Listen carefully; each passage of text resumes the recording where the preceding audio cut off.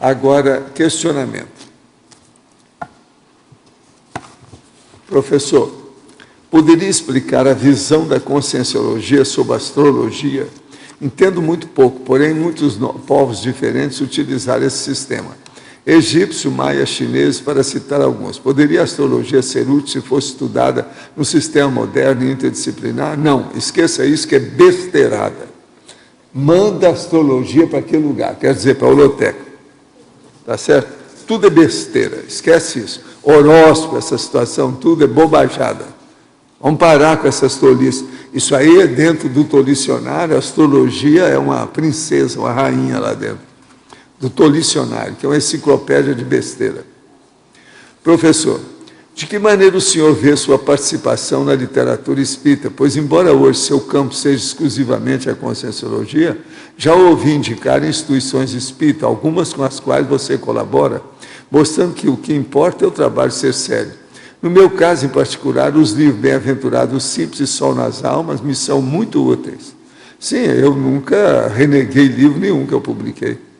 Eu tenho só 26 livros aí da psicografia, e tem mais outro tanto da conscienciologia. Agora, o que eu vejo é o seguinte, atualmente a psicografia foi para o espaço, né, porque virou uma indústria. Então a gente não pode admitir muito das coisas que aparecem por aí, não, muita besteira. E está tudo na base, quase sempre, de romance. Eu só recebi um romance, do Balzac, está aí para a pessoa pesquisar. Agora, o que eu vejo é o seguinte, eu me separei do processo do movimento espírita para valer fazem 48 anos. Eu nunca mais voltei com nada, não. Eu só ajudo, porque eu ajudo todo mundo. Eu ajudo o povo da Umbanda, da Quimbanda, da Macumba, todo mundo que aparece, homossexual, extraterrestre, todo mundo que vem aqui.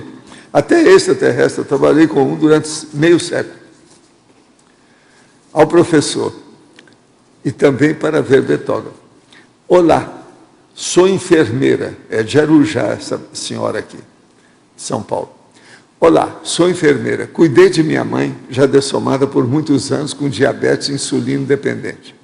Passei momentos de muito estresse, pois ela deixou todo o cuidado e responsabilidade de sua doença para mim. Não se cuidava e por várias vezes precisei aplicar glicose em sua veia e também levá-la para o pronto-socorro com a glicose muito alta. Enfim, mesmo tendo que trabalhar fora, precisava vigiá-la 24 horas por dia. Tenho muito medo de ter essa doença. Faço exame periódico. Perguntei ao médico como faço para poder prevenir. E ele respondeu que devo parar já de ingerir açúcar e carboidrato para preservar meu pâncreas. Procurei literatura a respeito e não encontrei. Está certa essa orientação? A falta também não é prejudicial? É uma senhora com 53 anos. Você que é especialista, faz favor. A orientação de eliminar o consumo de açúcar simples, né, a sacarose, ela é bastante adequada. Eu também faria essa recomendação. Agora, eliminar totalmente carboidrato da dieta não é recomendável, porque o carboidrato tem suas funções, né? Ele é importante. É bom comer fruta, né? Por causa da frutose. Exatamente. É o que eu faço. Eu sou como se fosse pré-diabético.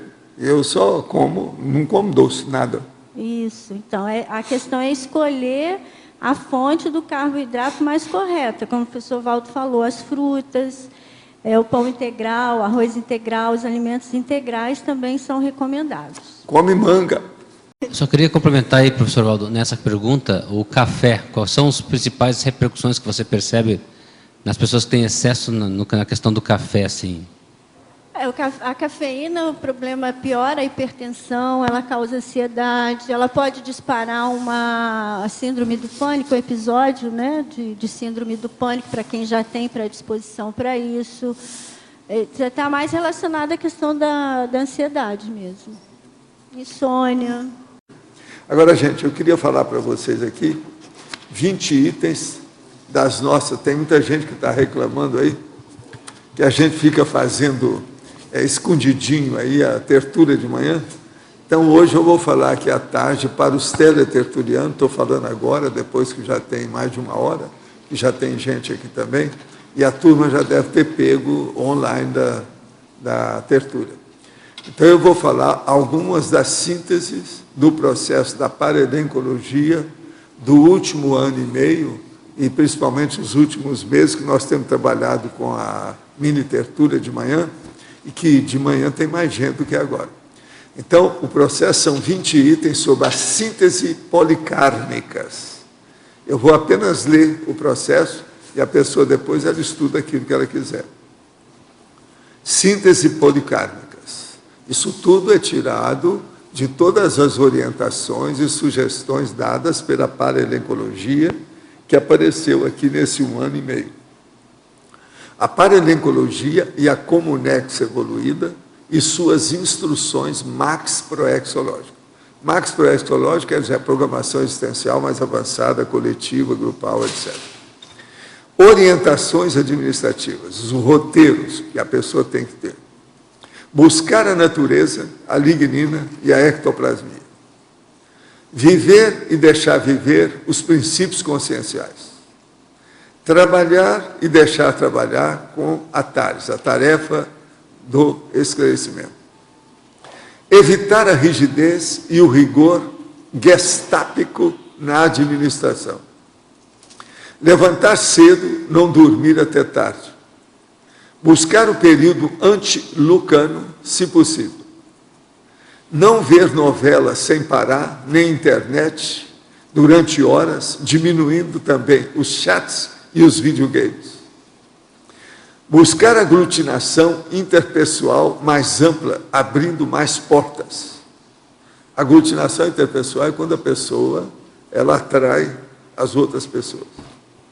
Evitar o feudo, preferir a democracia, menos petit comité e mais universalismo. Quer dizer, sair daquele processo restrito para pensar num problema da mega-fraternidade. Defender o pé de meia, minimizar o dinheiro e evitar o miserê. Destacar os trafores das pessoas em tudo e identificar os perfis talentosos das pessoas. Ver quem é epicom e ampliar o conceito dos epicons. Já tem 30 epicons aqui na CCCI. Despertar os intermissivistas dormentes, diminuir os grupelhos e expandir a Max Proex. Evitar as competições e as concorrências em geral. Ampliar a geopolítica administrativa e buscar atender, por exemplo, agora, a África. Implantar novas ICs funcionais. Nós já temos 20 oficiais e tem 5 sub-ICs. Cuidar e alertar contra os excessos. A pedofilia na Inglaterra e a revista de toxicomania que eu mostrei aí da Argentina. Diminuir o passado presente e expandir o presente futuro. Então, eu, pelo menos, digo aqui o que é que as pessoas podem fazer pesquisa sobre esse assunto. São 20 temas básicos do assunto que eu considero mais avançadinho. Eu estou falando para ficar tranquilo com aquilo que vocês têm me pedido, que nós não temos nada escondido. Quem quiser, só vinha aí de manhã. A gente não coloca na internet os processos online, que a própria turma pediu para não fazer isso, porque tem muitos processos pessoais das pessoas. Aí nós estamos entrando demais no problema individual. Então, isso não é bom. Nós não queremos fazer aqui blog nenhum. O processo não é esse. A intenção não é essa. Nos itens que o senhor citou, aqui nas sínteses policármicas, né, o senhor comentou ali a questão de buscar na natureza, lignina, ectoplasmia, viver e deixar viver os princípios conscienciais. Né? Nessa questão, a gente vê que na cidade, né, geralmente na cidade maior, na cidade grande, é mais difícil da pessoa interagir com a natureza, de ter essa vivência. Não, né? lá eles estão envolvidos pela poluição da alvenaria e do asfalto. Estão comendo a fuligem. São Paulo, Rio, Porto Alegre, está tudo assim, tudo. Eu estive no México na década de 60 e falei, nunca mais eu volto aqui, por causa da cidade do México City. Estive lá, em opção de coisa, dei curso, etc. Nunca mais eu voltei lá, por causa da poluição naquela época. Agora isso faz 50 anos, sei lá como é que está lá, hein? Porque lá é mais alto, você sabe, mais difícil. Agora em São Paulo hoje, como é que está? Isso tudo é um caos. Agora a pessoa que é...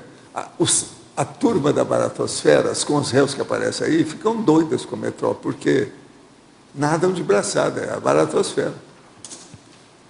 Por isso que a gente veio para cá, uma cidade média do interior. E tem tudo aqui, não precisa de muita coisa lá. Tudo é conversa, esse negócio é excesso. Uma alternativa que seria a pessoa, nesse caso... E outra coisa, hoje a internet supre tudo numa cidade do interior. A pessoa mora lá no Cafundó do Judas, como eles chamam. No entanto, ela pode ter contato com o mundo inteiro através da internet. Arranja tudo, pode comprar tudo. É claro que não essa precisa pessoa... de viver num lugar poluído assim. O ideal é ela se mudar desse local e conseguir um Eu, local. há muitos anos, já falava isso em São Paulo e mostrava para meus amigos. Tanta coisa que tinha. Eu podia ficar lá, me fizeram todas as, seduções possíveis para eu morar em São Paulo. Nunca desejei. Agora, uma questão que muitas vezes a pessoa pode precisar tomar é que tem criadores de gado, por exemplo. Tem as pessoas que acabam criando gado, né? Sou especialista nesse assunto. Gado de Uberaba. O que mais? Como é que o senhor vê, por exemplo, a pessoa que quer chegar na desperdicidade e ela ainda ser criadora de gado, né? Pois é. O problema todo são os invernistas, que chamam. Eles fazem o invernismo. Então, eles criam o gado, engorda para depois ser abatido. Lá em Uberaba, eles levavam o estado de Goiás e a parte do Triângulo Mineiro, levava tudo para Barretos, em São Paulo.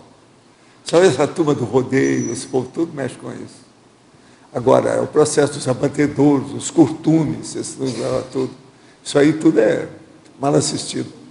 É lugar pesado, não é fácil. Agora, o que eu vi, por exemplo, de boiada passando na frente lá do nosso bairro, no Uberaba, é incrível. Eu sabia até total de cabeça pelo total que passava. Uma vez eu acertei em cima da pinta. Eu falei assim, não, tem 1.213 cabeças. E chegaram e perguntaram para o cara, ele falou que o número era esse. Eu ganhei uma aposta com o negócio. Então, nesse caso, para a pessoa seria melhor trabalhar então, na área da agricultura, porque pelo menos seria uma coisa mais ligada. Essa aí é a pecuária, é agropecuária. Lá, o parte gado é pecuária. Mas... Agora, tem os caras que cuidam, não é só de boi, não, eles cuidam de búfalo. Sim. Aí precisa ter aguarda, um negócio grande. Muita gente de Goiás que toma conta disso. Mas uma alternativa... Eu vi isso tudo de perto. Milhares de cabeças de gado, tudo quanto é jeito. Nesse ambiente rural, uma alternativa para aquele que quer sair da pecuária é ir para a agricultura. Só que na agricultura tem que cuidar também, porque tem o agrotóxico, né? Então, tem que cuidar da utilização de agrotóxicos também, por causa da alimentação também. É a alimentação. Agora é duro. Uma das coisas piores que tem, sem dúvida alguma, são os abatedouros. Abatedor de água, abatedor de bovinos, de caprinos, de tudo que tem. Isso aí é que é duro. E tem também os costumes, né? O que eu acho engraçado é que essa turma lá que está falando sobre o processo o império da mediunidade lá, dos Gaspareto, eles falam da indústria que eles têm, que é de costume, quer dizer, ainda tem ainda um negócio pior ainda, que é mexer com gado, né? Couro, essa coisa toda, não é fácil. Tudo está lá, tudo envolvido nisso. E eles acham que aquilo é mais do que natural. O pior é que eu conheci o pai desse povo todo, na ocasião, mas ele morreu muito cedo. Ele tinha ideia de mudar as coisas, mas não chegou a mudar, não. Ele dessomou antes. Chamava Aldo Gaspareto, meu amigo. Nunca pude esquecer a situação, como é que era. De modo, minha gente, que a vida humana tem muita coisa para ser resolvida, não está fácil, não. E as réus estão piorando as coisas todas que tem por aí. O negócio é sério. Até um item que o senhor comentou que tem a ver com o verbete da Rosa, que é cuidar e alertar sobre os excessos, né? E nesse caso o excesso alimentar ou qualquer tipo de excesso também, né? Pois é. Agora, o processo, nós estamos transformando a humanidade em baleias, né? Estão voltando a ser baleia. Está ficando todo mundo baleudo. Isso aí não é nada bom. Agora, o que é engraçado é o seguinte. Na década de 60, eu fiquei horrorizado lá na Disneylândia, quando eu estava lá, de ver os americanos que estavam entrando. Então, eu via o pai, a mãe, os filhos, o avô, a avó, os netos e o bisneto, entrando a família toda, cada um maior do que o outro, em tamanho. Eu disse, não, mas isso é uma loucura. Aí eles vieram, muita gente começou a falar, os médicos, meus colegas, a turma da Califórnia, aquele negócio todo. Então, teve até presidente que fez campanha para ver se diminuía. Que nada, com o tempo, O negócio passou de 50% da população, está tudo com obesidade. Agora, eu falo assim, isso vai acontecer no Brasil, porque o Brasil imita tudo os americanos. Entende? Naquela ocasião, para passar, por exemplo, quando houve aquela tanguinha que havia, entende? A mini, daquela calcinha pequena, então demorou 4 anos para se instalar no Brasil. A mini saia. Né? Então demorou 4 anos. Depois eles arranjaram o nome de mini saia, até para o Fusca, uma opção de coisa, tem uma mini saia no Fusca. Entende? Agora, o que se passa? Com o passar do tempo, o negócio assim, no mês, já estava passando, já absorvia, entende? Já macaqueava e copiava os americanos. Hoje, a internet é instantânea, na hora que sai lá, já vem para cá. Então, a loucura toda. Hoje, o Brasil, a última estatística que eu vi, está com 48% da população com sobrepeso. Os Estados Unidos já está com mais de 50% há muito tempo. Porque a questão da fast food, eles conseguem criar o hábito nas pessoas através da propaganda de comida, né? De comida rápida, de comida... Não, McDonald's tem feito as baleias, é a fábrica de baleias, McDonald's. Isso é antigo. Agora, durma com barulho desse. Eu vejo isso faz meio século. Foi na década de 60 que eu comecei a ver. E eu estava muito impressionado, porque eu era médico, recém-formado, via aquelas coisas de obesidade, trabalhava demais comigo, devido à hipertensão, aquela coisa toda. Fiquei besta. Agora não, o mundo já está todo obeso. O negócio é sério.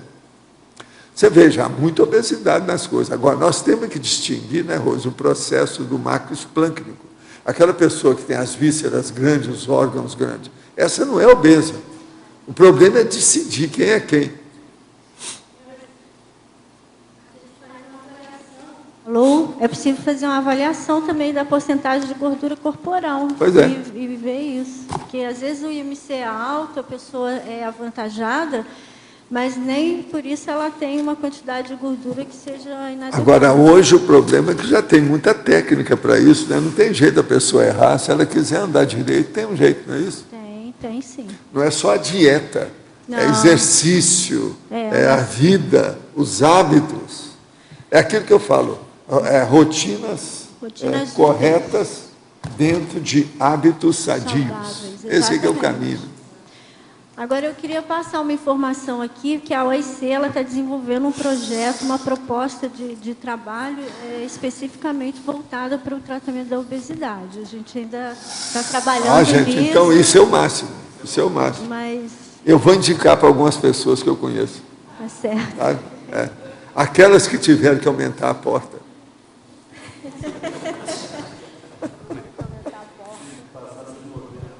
Não, tem que passar, né? Tem que dar um jeito, porque senão não dá.